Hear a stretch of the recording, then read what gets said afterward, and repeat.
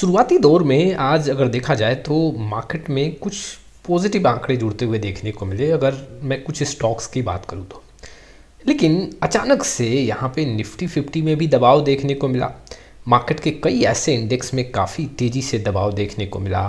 बड़े बड़े जो इंडेक्स हैं वहाँ पे भी सेलिंग का प्रेशर देखने को मिला। आखिर किन कारणों से आज मार्केट में दबाव देखने को मिला, उसके बारे में हम चर्चा करेंगे। उसके साथ ही साथ हम समझेंगे कि म्यूचुअल फंड इन्वेस्टर को यहाँ पे क्या गलती नहीं करना चाहिए, यहाँ पे क्या स्ट्रैटेजी बनाना चाहिए।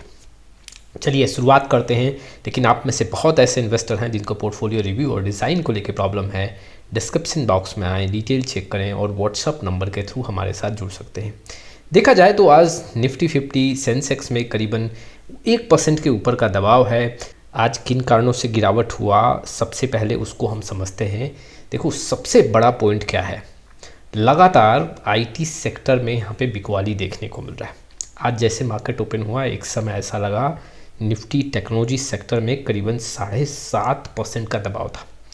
देखो अगर आप फरवरी का आंकड़ा देखोगे तो स्पेशली टेक्नोलॉजी सेक्टर में 3 से 4 दिन यहाँ पे 5% के आसपास का डाउन देखने को मिला और आज के दिन में 7.5% तक गिरावट देखने को मिला आईटी के सेक्टर में। उसके बाद कुछ रिकवरी होता हुआ भी देखने को मिला।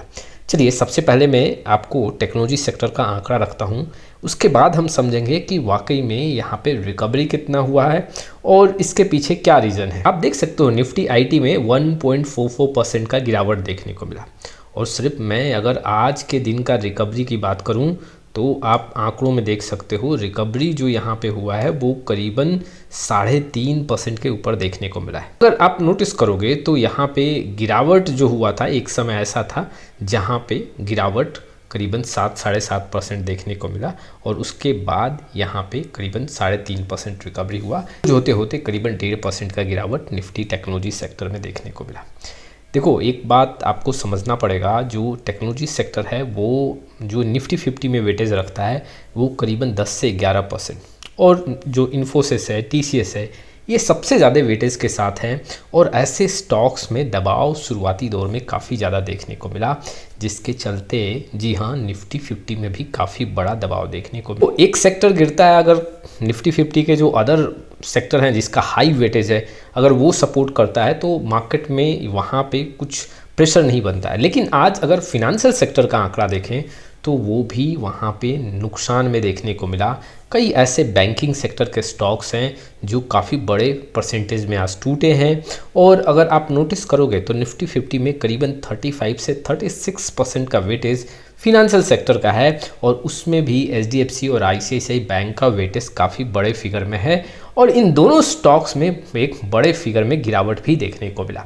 जैसे कि आप आंकड़ों में देख सकते हो, यहाँ पे अगर आप नोटिस करोगे एचडीएफसी बैंक आज करीबन 2% के आसपास टूटा है, आईसीआईसीआई बैंक में करीबन 1% का गिरावट है, कोटक महिंद्रा बैंक में 1% के ऊपर और पंजाब नेशनल बैंक भी करीबन 2% टूटा है।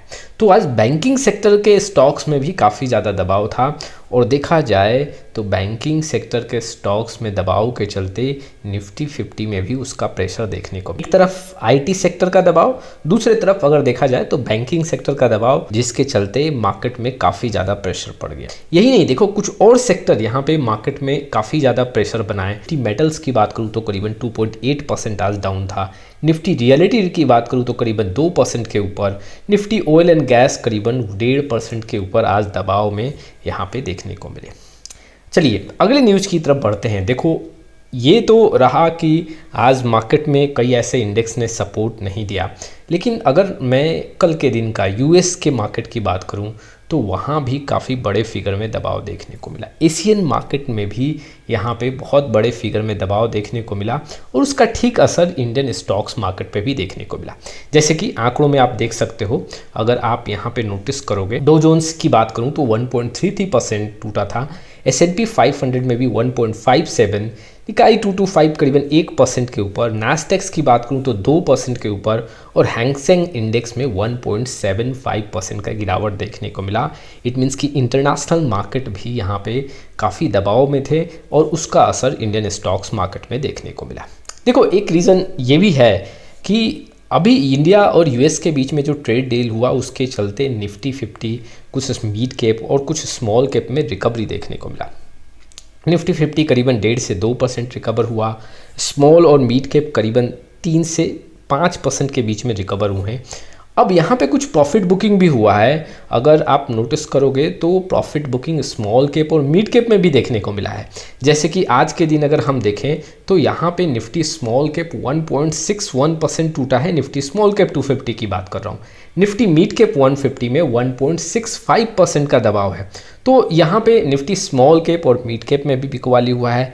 यहाँ पे प्रॉफिट बुकिंग भी देखने को मिला है और इसके चलते भी यहाँ पे इंडियन स्टॉक्स मार्केट में दबाव बढ़ता हुआ देखने को मिला। आज के दिन यूएस मार्केट का तो इम्पैक्ट देखने को मिला ही मिला, लेकिन सबसे बड़ा प्रॉब्लम था आईटी सेक्टर और यहाँ पे फिनेंशियल सेक्टर में काफ़ी ज़्यादा दबाव बना, जिसके चलते ये दोनों इंडेक्स निफ्टी 50 में काफ़ी बड़े वेटेज के साथ हैं।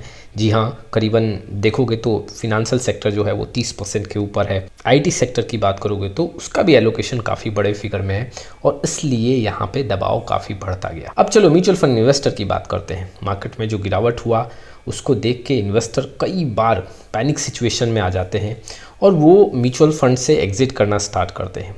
आज की बात बताऊं तो बहुत ऐसे इन्वेस्टर ने क्वेरी जनरेट किया कि क्या हमें अब यहाँ से एग्ज़िट लेना चाहिए, ऐसे सेक्टर के म्यूचुअल फंड से एग्ज़िट लेना चाहिए, क्या हम यहाँ से पैसा निकाल लें। देखो, जब मार्केट में काफ़ी ज़्यादा प्रेशर होता है तो अधिकतर इन्वेस्टर यहाँ से म्यूचुअल फंड से भागना स्टार्ट करते हैं और उनको ये नहीं समझ में आता करना क्या चाहिए। देखो, गिरते वक्त में आपको धैर्य शक्ति स्ट्रांग रखना है, अपने जो भी एसआईपी है उसको कंटिन्यू रखना है, लेकिन ये भी ध्यान रखना है कि जो भी म्यूचुअल फंड आपके पोर्टफोलियो में है वो आपके रिस्क के अकॉर्डिंग सही एलोकेशन के साथ है कि नहीं। आप जब तक पैसा बन रहा था किसी एक म्यूचुअल फंड के साथ थे, जब गिरावट हुआ तो वहाँ पे गिरावट धड़ाधड़ देखने को मिला तो आप वहाँ पे म्यूचुअल फंड बेच के निकल गए और यहाँ पे एग्जिट कर लिए पूरा जितना भी इन्वेस्टमेंट था। तो ये एक सही डिसीजन नहीं है। आपके सामने उतार चढ़ाव आता रहेगा, लेकिन वही इन्वेस्टर ज़्यादा पैसा बनाएंगे जो इन्वेस्टर लॉन्ग टाइम के लिए यहाँ पे सर्वाइव करे और नीचे जब मार्केट गिरे तो कुछ ना कुछ उसका अपॉर्चुनिटी ग्रैब करे। देखो, आपके हाथ में पैसा नहीं है, ऐसा सिचुएशन आ सकता है, मार्केट गिरे लेकिन आपके पास पैसा नहीं है, लेकिन कम से कम ये तो गलती ना करो जो आपके हाथ में है। इट मीन्स कि अपने म्यूचुअल फंड को यहाँ पे बेच के एग्जिट करके नहीं निकलो, अपने एसआईपी को ना रोको और यहाँ पे अपने इन्वेस्टमेंट को कंटिन्यू करो। कोई भी पैनिक सिचुएशन में आके कुछ गलत डिसीजन नहीं करना है। हाँ, आपके पोर्टफोलियो रेड वहाँ पे देखने को मिलेगा, लेकिन विश्वास करो लंबे समय में वो ग्रीन भी होगा और अच्छे फिगर में वहाँ पे आपको रिटर्न देखने को मिलेगा। तो ये कुछ विश्लेषण थे जो इन्वेस्टर के लिए इंपॉर्टेंट थे।